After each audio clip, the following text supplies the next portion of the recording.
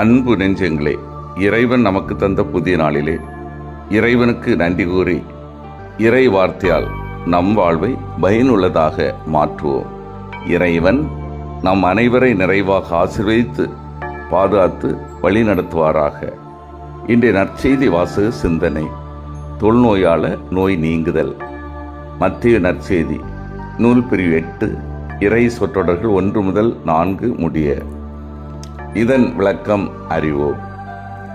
லேவிய நூலில் 13:45 படி தொழுநோய் பிடித்தவர் என்று யாராவது குருவால் தீர்ப்பிடப்பட்டால் அப்படிப்பட்ட மனிதர் மக்கள் சமுதாயத்திலிருந்து அப்புறப்படுத்தப்பட வேண்டும்.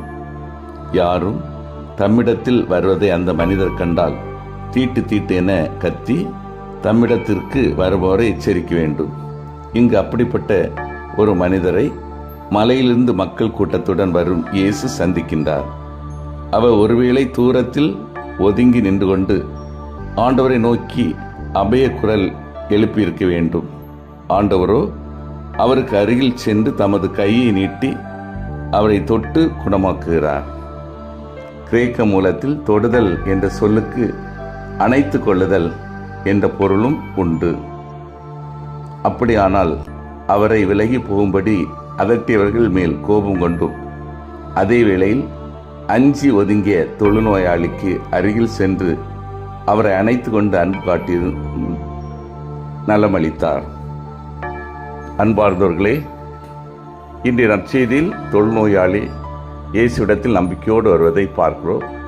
இயேசு தன்னை நிச்சயம் குணப்படுத்துவார். இயேசுவிடத்தில் சென்றால் தனது துன்பத்திற்கு விடுதலை கிடைக்கும் என்று அவர் உறுதியாக நம்பினார். அந்த நம்பிக்கையோடு இயேசுவிடத்தில் அவர் வருகிறார். பொதுவாக தொழுநோயாளிகள் யூத போதகர்களின் அருகில் வரமாட்டார்கள். அது தடை செய்யப்பட்டிருந்தது. அவ்வாறு வருவது தெரிந்தால் மற்றவர்கள் அவர்களை கல்லால் எறிந்து விரட்டலாம். இயேசுவை பற்றியும் அவரது போதனை பற்றியும் ஏழை இடத்தில் அவர் காட்டிய இரக்க குணம் பற்றியும் நிச்சயம் அந்த தொழுநோயாளி கேள்விப்பட்டிருக்க வேண்டும். அந்த நம்பிக்கையோடு தான் அவர் இயேசுவிடத்தில் வருகிறார். இயேசு நிச்சயம் தன்னை வரவேற்பார் என்று அந்த தொழுநோயாளி உறுதியாக நம்பினார். இயேசு தொழுநோயாளரை தொட்டு குணமாக்கிய நிகழ்வு. தொடுதல் என்பது உறவின் ஒரு பரிமாணம்.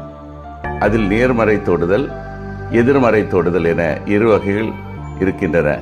அடித்தல், துன்புறுத்தல், பாலியல் வன்முறை செய்தல், பாலியல் தொந்தரவு செய்தல், தீண்டாமை போன்றவை எதிர்மறை தொடுதலின் எடுத்துக்காட்டுகள். அவற்றை நாம் நிச்சயமாக பயன்படுத்தக்கூடாது.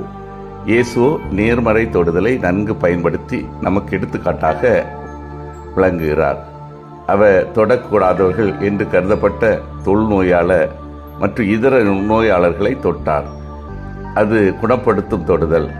குழந்தைகளை தொட்டு அரவணைத்தார். அது ஆசீர்வாதத்தின் தொடுதல்.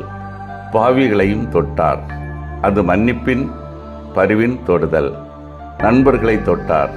அது உறவின் ஊக்கத்தின் தொடுதல். அவரது தொடுதலை பின்பற்றி நாமும் பிறரை அன்புடன் தொடுவோம். எதிர்மறை தொடுதல்களை தவிர்ப்போம். சிந்தித்து தியானித்து செயல்படுவோம். இயேசுவை நான் நம்பிக்கையோடு தேடி வருகின்றேனா? நான் விளிம்பு நிலையில் உள்ள மக்களின் முன்னேற்றத்திற்காக செயல்படுகின்றேனா? நோயாளர்கள் மேல் நான் தனி கரிசனையோடு பணிபுரிகின்றேனா? மன்றாடுவோமாக.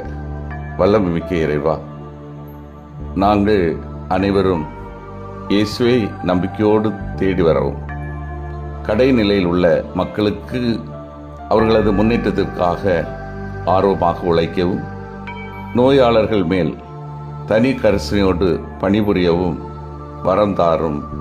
ஆமீன்.